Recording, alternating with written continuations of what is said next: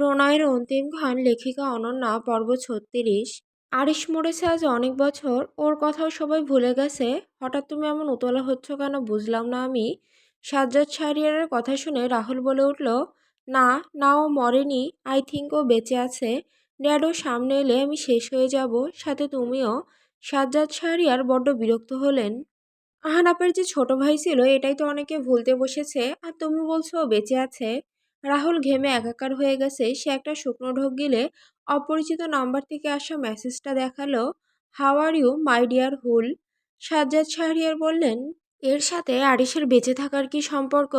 রাহুল অস্থির হয়ে বলল, হুল, ও আমাকে হুল বলতো, ভুলে গেলে? সাজ্জাদ শাহরিয়ার চসূচক শব্দ করলেন, এত পুরনো ঘটনা কি মনে থাকে? তাছাড়া তার বয়স হচ্ছে। তিনি বললেন, না, মনে নেই। আর তুমি এসব ফালতু মেসেজ দেখে এমন আজাইরা কথা বলো না।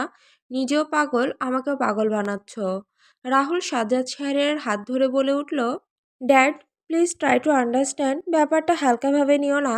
সাজ্জাদ শাহরিয়ার ছেলের অস্থিরতা দেখে বলে উঠলেন, আচ্ছা, আমি দেখছি নাম্বারটা দিয়ে কিছু করতে পারি কি না। তুমি বিয়েতে ফোকাস করো, এসব আমি দেখছি। রাহুল একটা শুকনো ঢোক গিলল। আরিশের মৃত্যুর ঘটনার জন্য আহনাপের সাথে তাদের সম্পর্কের এই অবস্থা আজ। আহনাপ আজও আরিশের মৃত্যুর জন্য তাদের সন্দেহ করে। ৮ বছরের ছোট্ট আরিশ রাহুলদের সাথে বিদেশ যাওয়ার বায়না ধরে।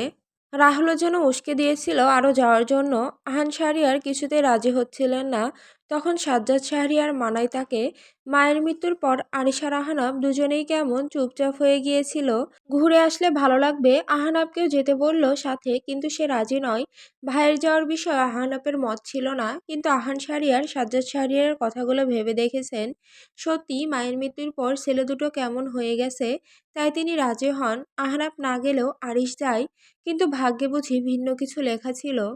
বিদেশের মাটিতে পা রাখতেই শুরু হয় ছোট্ট আরিসের ওপর নির্যাতন, কথায় কথায় চড়-থাপ্পড়, একবেলা খেলে দুবেলা না খেতে পাওয়া। কাঁদতে কাঁদতে ছেলেটা বলতো, আমি আর বিদেশে আসবো না, স্বাদ মিটিয়ে দিয়েছিল একদম। তবে একদিন ঘটল সবচেয়ে জঘন্য ঘটনা। ছেলেটাকে একদিন রাহুল রেগে গলা চেপে ধরল তার একটা খেলনা নিয়ে নেওয়ায়। বেজায় খারাপ অবস্থা হয় সেদিন। আরিশ ছটফট করে, কিন্তু সে ছাড়ে না, রাগের বশে মেরেই ফেলল। ছোট্ট প্রাণটা বুঝি উড়ে গেল, মায়ের কাছে সেও বুঝি শত অভিমান নিয়ে চলে গেল। রাহুল তখনও বুঝতে পারল না যে সে খুন করে ফেলেছে। পরে যখন সাজ্জাদ ছাড়িয়ে দেখলেন আরিশ নিঃশ্বাস নিচ্ছে না, তিনি খুব একটা ভাববেগ দেখালেন না। ছোট ছেলেটার দেহ একটা জঙ্গলে ফেলে আসলেন, কোনো জন্তু জানোয়ার ছিঁড়ে খাবে সেই আশায় রেখে এলেন, যেন আরশের মৃত্যুর অপেক্ষাতেই ছিলেন তিনি। আনিশা বেগম অবশ্য কেঁদে ভাসিয়েছিলেন। সেটা কি আরিশের মৃত্যুর জন্য, নাকি এই খবর কেউ জানলে ছেলের ভবিষ্যৎ খারাপ হয়ে যাবে এই ভয়ে? বাসায় খবর দিয়ে জানানো হয় আরিশ একটা অ্যাক্সিডেন্টে মারা গেছে এবং তার দেহ আগুনে পুড়ে গেছে একদম। আহান শাহরিয়ার পাথর বনে গিয়েছিলেন, কান্না করেননি তিনি সেই দিন। গভীর আহানাপ এরপর থেকে আরও গম্ভীর হয়ে যায়। তবে আজও কেউ জানে না আসল ঘটনা। আরিশের নামটাই যেন কোথাও একটা হারিয়ে গেছে। ভুলতে বসেছে সবাই শাহরিয়ার বাড়ির ছোট ছেলেটাকে, অথচ আজ এতগুলো বছর পর হঠাৎই মেসেজ রাহুলের দিন দুনিয়া উলটপালট করে ফেলেছে। সেও তো ভুলে গিয়েছিল সেই ঘটনা, বয়সই বা কত ছিল তার। রাহুলের গায়ে কাঁটা দিয়ে উঠল। হাঁটতে হাঁটতে কখন যে রুমে এসে পড়েছে বুঝতেও পারল না। হঠাৎ বিছানার উপর একটা শপিং ব্যাগ দেখে ভরকে গেল। কে রাখলো এটা? রাহুল গিয়ে সেটা হাতে তুলল। ভেতরে একটা বক্স। রাহুল একটা শুকনো ঢোক গিলে বক্সটা খুলতেই হঠাৎ একটা রক্তমাখা পুতুল উঠে দাঁড়িয়ে নাচতে লাগলো। রাহুল ভয়ে দূরে ছুড়ল সেটা। কে পাঠালো এটা? ভেতরে একটা চিরকুট রাখা। রাহুল সেটা খুলল। একটা খেলনার জন্য প্রাণটাই কেড়ে নিয়েছিলি না, তাই খেলনাটা পাঠালাম, পছন্দ হয়েছে তো? রাহুল ভয়ে কাঁপতে লাগলো। কে রাখলো এটা? সে আশেপাশে ঘুরে তাকায়। দরজার বাইরে গিয়ে দেখে কে রাখলো এটা। স্নিগ্ধ এক উষ্ণ বিকেল। কুহা আহনাপের বুকে গুটিসুটি মেরে শুয়ে রয়েছে। আহনাপ একটা অ্যালবাম করেছে, তাদের ফ্যামিলি ফটো সব আছে এতে। আহনাপের ছোটবেলার ছবি আছে, সব একে একে দেখাচ্ছে আহনাপ। হঠাৎ একটা ছবিতে এসে আহনাপ থামে। তিনটা ছেলে দাঁড়িয়ে, আর মাঝে একটা মেয়ে। দুজন সমবয়সী হলো, একজন তাদের থেকে ছোট। হাইট দেখে তাই বোঝা যাচ্ছে। কুহু বলে উঠল, ওয়াও, সুন্দর তো ছবিটা। এটা তো আপনি, আর এটা মেবি রেনান। মাঝেরটা তো রোদ, কিন্তু এই ছেলেটাকে? আহনাপের মুখ থমথমে। গম্ভীর স্বরে বলল, আমার ভাই আরিশ। কুহু হকচকিত হলো। ভাই? সে বলল, আপনার ভাই আছে, দেখলাম না তো তাকে। আহনাপ হাসলো, নিঃশব্দে হাসলে বুক কাঁপে তার। কুহু বলল, হাসছেন যে, কোথায় সে? সে আর নেই মানে? আহনাপ একটা দীর্ঘশ্বাস ছেড়ে বলল, আরিশ বেঁচে নেই। কুহু চমকে গেল। হায় আল্লাহ, কি বলছেন? হুম। কুহুর খারাপ লাগলো ভীষণ। আহনাব বলল, বাদ দাও, ওর দোষে ও মরছে। আমার কথা শুনলে এমন হতো না। মানে? অন্য কোনো দিন বলবো। কুহু কিছু বলে না। আহনাব অ্যালবামটা বন্ধ করে পাশে রেখে দিল। এরপর কুহুকে ছাড়িয়ে সে নিজে ওর বুকে মাথা রেখে বলল, ভাল লাগছে না, একটু ভালো লাগিয়ে দাও। কুহু প্রথমে একটু ঘাবড়ায়, পরে ধীরে ধীরে হাত বাড়িয়ে আহনাবের চুলে হাত বোলায়। আহনাব বলে উঠল, ভালোবাসি। তুই একটা দেশি খাসি। কুহু ফিক করে হেসে ফেলে। আহনাব বলে উঠল, আমি খাসি? হ, ভুটকা খাসি। আহনাব এবার চোখ বড় বড় করে ওর পানে তাকায়। ভুটকা? তুমি আমাকে মোটা বললে? কুহু হাসতে হেসেই চলেছে মেয়েটা। আহনাব বলল, আই এম পারফেক্ট, অনলি 79। কুহুর হাসি থেমে গেল, বিস্ময় হয়ে বলল, 79? আপনি দেখি ভুটকার ফুটকা মহাভুটকা। আহনাব এবার উঠে বসে। হোয়াট? আমার হাইট আর বডি দেখছো তুমি? এটাই পারফেক্ট আমার জন্য। কুহু বলল, আবার বলে পারফেক্ট? এই হাতের মতো দেহটা নিয়ে ঘুরেন কেমনে? আহনাব ওর দিকে তাকালো, এরপর বলল, তোমার ওজন কত? কুহু এক মুহূর্তের জন্য থেমে গেল, খুক খুক করে কেসে বলল, যাই হোক, তো কি যেন মানে? আহনাফের ঠোঁটের কোণ বেঁকে গেল। সে বলল, আপনার ওজন কত ম্যাডাম? কুহু ইনোসেন্টের মতো করে তাকায়, মিনমিন করে বলে, বাদ দিন, আমরা দুজনেই ভুটকা। আহনাফ হো হো করে হাসতে লাগলো। এটা শুনে কুহু তা দেখে এক আঙুল দিয়ে চশমাটা নাকের টগার উপরে তুলে বলল, কিন্তু আমার ওজন আপনার মতো অত না, অত মোটাও না আমি, মাত্র 58 তো। আহনাফ হাসতে হাসতে ওর গাল দুটো টেনে বলল, আমার রসগোল্লাটা। কুহু নাকে ডগা ফুলিয়ে বলল, মোটেও না, আই এম পারফেক্ট, আর আমি এতেই সন্তুষ্ট। আহনাফ ওর হাত টেনে মেরে বুক ফেলে বলল, আমি কি বলেছি আপনি মোটা? আল্লাহ আমার জন্যই বানিয়েছে আপনাকে, আমাকেও তো সামলাতে হবে, তাই না? শেষের লাইনটা ফিসফিস করে বলল আহনাফ। কুহু বলে উঠল, আপনি একটা বাঙি। আহনাফ তখন বলে উঠল, ভালো কথা, তুমি বাঙি বাঙি করো কেন এত? বাঙির উপর খেপলে কেন তুমি? বেচারা কি দোষ করেছে বলো তো? নাকি এটাও কোনো গালি? কুহু কিছুক্ষণের জন্য চুপ হয়ে গেল, এরপর বলল, তা না, বাঙি গালি নয়, এমনি বলি এটা। কোনো কারণ তো আছে। কুহু একটা দীর্ঘশ্বাস ছেড়ে বলল, আসলে আমি ছোটবেলায় বাঙি শব্দটা বলতে পারতাম না, ব্যাং ব্যাং বলতাম। তো দাদি এক শপথ নেয় যে আমাকে দিয়ে সঠিক উচ্চারণটা করিয়েই সারবে। এমন শেখালো যে এরপর থেকে কথায় কথায় বাঙি বলতাম। অভ্যাস হয়ে গেছে আর কি। ওহো, তাই বলো। একবার ক্লাসে ম্যাম জিজ্ঞাসা করেছিল যে বড় হয়ে কি হব। আমি বলেছিলাম আপনার মতো বাঙি টিচার হব। ম্যাডাম মনে করেছিল ওনাকে গালি দিচ্ছি। দাদিকে ডাকলো, কত কিছু যে বলল আমাকে। তারপর দাদি জানালো যে এটা আমার বদ অভ্যাস। ম্যাডামকে সরি বলতে বলল। আমি কি বলেছিলাম জানেন? কি? বাঙি শব্দটা মুখ থেকে জোর করে আসতে চাইছিল, কিন্তু আমি বলতে চাইছিলাম না। ক্ষমা করেন বলতে গিয়ে একসাথে বলে ফেলেছি। খাঙ্গি করেন ম্যাডাম। হোয়াট? কুহু হেসে বলল, আপনিও ভুল শুনছেন মেবি। ম্যাডামও ওইটাই শুনছিল। তারপর কত কথা টথা বলে সব সামলালো দাদি। আহনাফ হো হো করে হাসতে লাগলো। এটা শুনে কুহু বলল, এখন অনেক ভালো হয়ে গেছি। আল্লাহরে, আমার বউটা কি চিজ মাইরি। কুহু হাসলো। আহনাব তাকে শক্ত করে জড়িয়ে ধরে। আহা, এভাবে না, তুমি আমার গলাটা জড়িয়ে ধরবে, এই যে এইভাবে। আয়ান নাতাশাকে তার দুই হাত নিয়ে নিজের গলা জড়িয়ে ধরে উঁচু করে ফেলল। নাতাশা ভড়কে গেল। রাইফা হাঁ করে তাকিয়ে আছে। সে মূলত এদের ফটোগ্রাফি করবে। সবাই এখন ছাদে এসেছে তাই। আয়ান বলে উঠল, আপু, তুমি নাতাশার পেছন থেকে ছবিটা তুলবে। আমার ফেস দেখা যাবে, কিন্তু নাতাশার ফেস হাইট থাকবে, বুঝছো? রাইফা হাঁ করে থেকে উপনিস মাথা নাড়ল। তো অপেক্ষা করছো কিসের জন্য? তুলো। রাইফা মুখ বন্ধ করে ফোনটা ঠিক করে দাঁড়িয়ে বসে বাঁকা হয়ে যেভাবে পারছে তুলছে। আয়ন এই ছবিগুলো ফেসবুকে পোস্ট করবে কুহুকে জ্বালানোর জন্য। আয়ন দাঁত কেলিয়ে হাসছে, এমন ভাব যেন বউকে সাথে নিয়ে ছবি তুলছে। নাতাশার পরনে শাড়ি, পিঠ অবধি চুলগুলো ছেলে দেওয়া। বিকেলের উষ্ণ রোদ এসে আছড়ে পড়েছে মেয়েটার মুখে। আয়ন অনেক ভঙ্গিমাতে ছবি তুলল। এক পর্যায়ে নাতাশাকে কোলে তুলে নিল। এটা বোধহয় কেউই আশা করেনি তারা। না নাতাশা আর না রাইফা। নাতাশা ভয়ে আয়নের গলা জড়িয়ে ধরে। রাইফা মুখ কুঁচকে তাকিয়ে সে বলে উঠল, ভাই, বলছিলাম যে বাসরটা কি করে ফেলবি? কর, সমস্যা নেই, আমি ভিডিও করতেছি, ওটা ফেসবুকে পোস্ট করিস। আয়ন চরসূচক শব্দ করল। নাতাশা লজ্জায় আয়নের মুখে মুখ লুকালো। আয়ন বলল, ফালতু কথা বলো না তো, ছবি তুলো তুমি। রাইফা মুখ কুঁচকে ছবি তুলল। আয়ন নাতাশাকে নামিয়ে দিয়ে ছবিগুলো দেখতে লাগলো। নাতাশা লাজুক হাসছে। আয়ান হঠাৎ তা খেয়াল করতে একটু অপ্রস্তুত হলো। সে রাইফার থেকে ফোন নিয়ে বলল, তোমার কাজ শেষ, তুমি নিচে যাও। রাইফা দুই কাঁধ উঁচু করে বলল, এমনিতেও চলেই যেতাম। রাইফা চলে গেল। আয়ান নাতাশার দিকে তাকালো আর চোখে, এরপর বলল, ধন্যবাদ নাতাশা, বিপদে পাশে থাকার জন্য। তুমি সত্যি আমার একজন ভালো বন্ধু। নাতাশার মুখের হাসিটা মলিন হলো। আয়ান খেয়াল করলো তা। সে বলল, কিন্তু তুমি আবার সিরিয়াসলি তো নেওনি। নাতাশা জোরপূর্বক হেসে দুদিকে মাথা নাড়ল। আয়ান স্বস্তির শ্বাস ছাড়ল। নাতাশা মনে মনে বলল, একদিন বন্ধুর চেয়েও বেশি কিছু হব। It's my promise. বিকেল গড়িয়ে সন্ধ্যা হয়ে এসেছে, অথচ রোদেলার খবর নেই। একবার কল করে শুধু বলল, কোনো এক পুরনো বন্ধুর বাসায় গেছে ভার্সিটি থেকে। রাহুল ঠিকানা বলতে বললে সেটাও বলল না। টেনশনে মাথা ফেটে যাচ্ছে এখন ছেলেটার।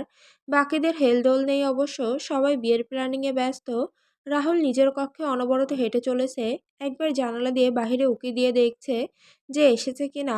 বাড়ির গাড়িটাও তো নেয়নি। ড্রাইভার বলল আহনাবের ওখানে গেছে, অথচ রোদেলা বলছে বান্ধবীর ওখানে। মাথা কাজ করছে না রাহুলের। হঠাৎ গাড়ির শব্দ কানে আসতেই তড়িঘড়ি করে জানালার কাছে গিয়ে বাইরে তাকায় সে। গাড়ি থেকে আহান সারিয়া নেমে এলেন। অপর দরজা খুলে রোদেলা নেমে এলো। রাহুল কপাল কুঁচকায়। সে আর সময় অপচয় না করে নিচে গেল। রোদেলা আর আহান সারিয়ার দরজা দিয়ে ঢুকেছে মাত্র, রাহুল রাগি রাগি চোখে রোদেলার দিকে তাকিয়ে। রোদেলা আহান শাহরিয়ারের সাথে কথা বলতে বলতে আসছে। অখিল শাহরিয়ার উঠে ভাইয়ের সাথে আলিঙ্গন করলেন। সাজ্জাদ শাহরিয়ারও এগিয়ে গেলেন। আহান শাহরিয়ার সোফাতে এসে বসলেন। জেরিন বেগম আর আনিসা বেগম রান্নাঘরে ছুটলেন। রোদেলা সিঁড়ির কাছে এসে উপরে উঠতে যাবে, রাহুল ওর হাত চাপে ধরল। রোদেলা আর্তনাদ করে উঠল জোরে ধরায়। আহান শাহরিয়ার বলে উঠলেন, কি হলো মা? রোদেলা বলে উঠল, রাহুল ভাইয়া মারছে আমাকে। সবাই ঘুরে তাকালো তাদের দিকে। রাহুল ভড়কে গেল। কী সব বলছো? সাজ্জাদ শাহরিয়ার লোক দেখানো ধমক দিলেন, এই বেয়াদব, সাহস কত বড় তোমার? হ্যাঁ, আমাদের সামনে আমাদের মেয়েকে মারো? রান্নাঘর থেকে আনিসা বেগম বললেন, চাপকে পিঠের ছাল তুলে দিব। রাহুল বলে উঠল, আরে আমি মারলাম কখন? সে রোদেলার দিকে তাকালো তীক্ষ্ণ নয়নে। রোদেলা বলল, আমার ভয় দেখাচ্ছে আমাকে। রাহুল ওর হাত ছেড়ে দিয়ে হতাশার শ্বাস ছাড়ল। সবার কাছে আরও একবার ঝাড়ি শুনল রাহুল। চোখ দিয়ে রোদেলাকে বুঝালো, পরে দেখে নিব তোমাকে। রোদেলা ওকে ব্যঙ্গ করে উপরে যেতে নিলে রাহুল বলল, বাড়িতে ফিরতে এত দেরি হলো কেন?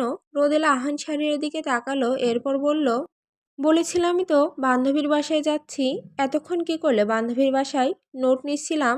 রাহুল বলে উঠল, ড্রাইভার চাচাজি বলল তুমি নাকি আহনাফের ফ্ল্যাটে যাচ্ছ। রোদেলা একটা শুকনো ঢোক গিলল, বলল, গিয়েছিলাম তো, ভেবেছিলাম কুহু যাবে বোধহয় ভার্সিটি, কিন্তু পরে একাই যাই। আর সেখান থেকেই।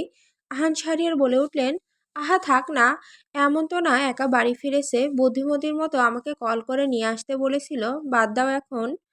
রাহুল কিছুক্ষণ সন্দেহের চোখে চেয়ে রইল রোদেলার দিকে। রোদেলা ওর চোখের দিকে তাকিয়ে, অথচ ভেতরটা ভয়ে শুকিয়ে যাচ্ছে।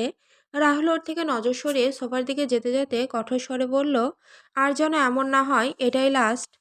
রোদেলা কিছু না বলে উপরে চলে গেল। রাহুল ফোঁস করে শ্বাস ছাড়ল।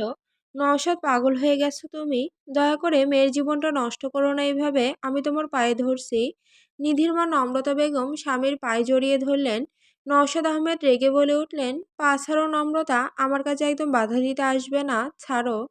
নম্রতা বেগম ছাড়লেন না, কেঁদে বলে উঠলেন, মেয়েটাকে তো ত্যায্য করে দিয়েছো, তাহলে কেন এমন করছো? ও থাক না ওর মতো, ছেলেটাকে মেরো না দোহাই লাগে। আমি আবার বলছি, আমার কাছে বাধা দিতে এসো না তুমি। নম্রতা বেগম হঠাৎ উঠে দাঁড়ালেন, বলে উঠলেন, আমি কিছুতে আমার মেয়ের এত বড় ক্ষতি হতে দিব না। আমি পুলিশে কল করব। নম্রতা বেগম যেতে নিলে নওশাদ আহমেদ তার চুলের মুঠি ধরে ফেললেন। আর্তনাদ করে উঠলেন নম্রতা বেগম। রাগে গজগজ করতে করতে নওশাদ বললেন, কি বললি তুই? পুলিশে কল করবি? আমি যে কত বড় অমানুষ সেটা তোর জানা নেই। আমার কাছে বাধা দিতে আসলে তোকে আমি খুন করে ফেলতে পারি। নওশাদ নওশাদ আহমেদ বললেন, ওই ছেলেকে আজই মেরে দিব আমি, মেরে ওই কুলাঙ্গার মেয়েটাকে নিয়ে আসব। শাহিন বলেছে যে ওর ছেলে এখনও রাজি নিধিকে বিয়ে করতে। নিধিকে দিতে পারলে আবার আমার সাথে পার্টনারশিপ করবে সে। কতগুলো টাকা আসবে বুঝতে পারছিস তুই?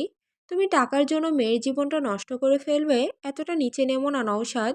নওশাদ আহমেদ বললেন, কি করবি নামলে? পুলিশে খবর দিবি? বেঁচে থাকতে পারবি? নম্রতা বেগমকে জোরে ধাক্কা মারলেন তিনি। নম্রতার মাথাটা টেবিলের কোণার সাথে লেগে গেল কেটে। আর্তনাদ করে উঠলেন তিনি। নওশাদ আহমেদ রিভলভার গুজে বের হতে নিলে নম্রতা আবার তার পা ধরে, এমন করো না, মেয়েটার এত বড় সর্বনাশ করো না। পা ছাড়, ছাড়। ধাক্কা মারলেন নওশাদ আহমেদ। তিনি বেরিয়ে যেতে নিলে নম্রতা বেগম দ্রুত উঠে ফোন হাতে নিয়ে পুলিশ স্টেশনে কল করলো কিছু বলতে নিবে তার আগেই তার হাত থেকে ফোন কেড়ে নিলেন নওশাদ। কল কেটে তার চুলের মুঠি ধরে গালে এলোপাথারি থাপ্পড় বসালেন। মিষ্টি ভাষায় গালি দিতে লাগলেন, তোর এত বড় সাহস তুই পুলিশ স্টেশনে কল করিস? নওশাদ তার ঘান ধরে দেওয়ালে জোরে জোরে মাথা ঠোকাতে লাগলেন। বাহির থেকে 12 বছরের ছোট্ট রিদি তা দেখে ভয়ে কুঁকড়ে গেল। বাবা মায়ের এই ঝগড়া সে আগেও দেখেছে, কিন্তু এখন তো বড় বোন নিধি ছিল তার সাথে, আজ কেউ নেই। মেয়েটা মাকে এমন মারতে দেখে চিৎকার করে কেঁদে উঠল। নওশাদ আহমেদ থেমে গেলেন, পেছন ফিরে মেয়ের দিকে তাকালেন। নম্রতা বেগমের মাথা ফেটে রক্ত পড়ছে। নওশাদ রিদির দিকে তাকিয়ে জোরে বলে উঠলেন, রিদি ঘরে যাও, ঘরে যাও। ধমকে মেয়েটা আরো জোরে কাঁদতে লাগলো। বাবাকে সে আগে থেকে ভয় পায়, আজ এই রূপ দেখে ভয়ে কাঁপতে লাগলো। দৌড়ে রুমে চলে গেল। নওশাদ আহমেদ নম্রতা বেগমের গাল চেপে ধরে বললেন, খুব শখ না স্বামীকে পুলিশে দেওয়ার? আজ তোর শখ মেটাবো আমি। নওশাদ আহমেদ আরেকবার তার মাথাটা দেওয়ালে বাড়ি মারলেন। নম্রতা বেগম আর্তনাদ করে উঠলেন। নওশাদ ড্রয়ার থেকে ছুরি বের করলেন, বাঁকা হাসলেন। এদিকে ছোট্ট রিদি তার কাছে থাকা বাটন ফোনটা দিয়ে বোনকে কল করলো। এটা নিধি দিয়েছিল তাকে বাড়ির সবার খবর জানাতেই। বোনকেই ফোনটা দেয় সে। মাঝে মাঝে কথা বলে তারা। রিদি হেসকি তুলে কাঁদছে। নিধি রান্নাঘরে সবার জন্য চা বানাচ্ছিল। শ্বশুর শাশুড়ি তার বড্ড ভালো, এই যে এখন চা বানাবে সেটাও জোর করেই। তাকে রান্নাঘরে কিছুতে আসতে দিতে চায় না, হয়তো ভয় পায় যে যদি রান্না করতে গিয়ে সিলিন্ডার ব্লাস্ট হয়ে যায়। বড়লোকের মেয়ে রান্না না পারারই কথা, নিধি জোর করে চা বানাতে আসলো তাই। মাঝে মাঝে চা বানিয়ে খাওয়ায় সে, সবাই খুব প্রশংসা করে তখন। আরিফ হঠাৎ হাজির হলো নিধির ফোন নিয়ে। জান, আমার শালি কল করেছে, কথা বলো। নিধি কপাল কুঁচকায়, এখন আবার কেন কল করলো? নিধি ফোনটা নিয়ে রিসিভ করবে অমন সময় আরিফ এদিক ওদিক দেখে তাকে পেছন থেকে জড়িয়ে ধরে। নিধি কেঁপে উঠল, কি করছো? ছাড়ো তো, কেউ এসে পড়বে। আসুক, তুমি কথা বলো না, আমাকে আমার কাজ করতে দাও। নিধি কিছু বলল না আর কল রিসিভ করলো। হ্যালো, কি হয়েছে বনু, কাঁদছিস কেন? হ্যালো রিদি। রিদিতা হেসকি তুলে কাঁদতে কাঁদতে বলল, মা, বাবা, মাকে। কি হয়েছে বাবা মায়ের? আরিফ হকচকিত হলো যেন, নিধিকে ছেড়ে দিয়ে বলল, এনিথিং রং? নিধি ওকে হাত দিয়ে চুপ থাকতে বলল, কি হয়েছে বল না সোনা, বাবা মা আবার ঝগড়া করছে? রিধি কাঁদতে কাঁদতে বলল, বাবা মাকে মারছে। নিধি থমকে গেল কিছুক্ষণের জন্য, বলে উঠল, আমি আসছি, তুই ভয় পাস না, আসছি আমি। হঠাৎ ফোনের ওপাশ থেকে একটা চিৎকার ভেসে এলো। চিৎকারটা তার মায়ের। নিধির পুরো শরীর জমে গেল। রিধি চিৎকার করে কাঁদছে, বাবা ভয় পাস না বোন, আসছে, আসছি আমি। কি হয়েছে? নিধি কল কেটে বলল, দ্রুত বাইক বের করো, পরে বলছি কি হয়েছে। আরিফ ভরকে গেল। নিধি চুলা বন্ধ করে বাইরে ছুটলো। আরিফও বাইকের চাবি নিয়ে ছুটলো, বুঝলো খারাপ কিছু হয়েছে।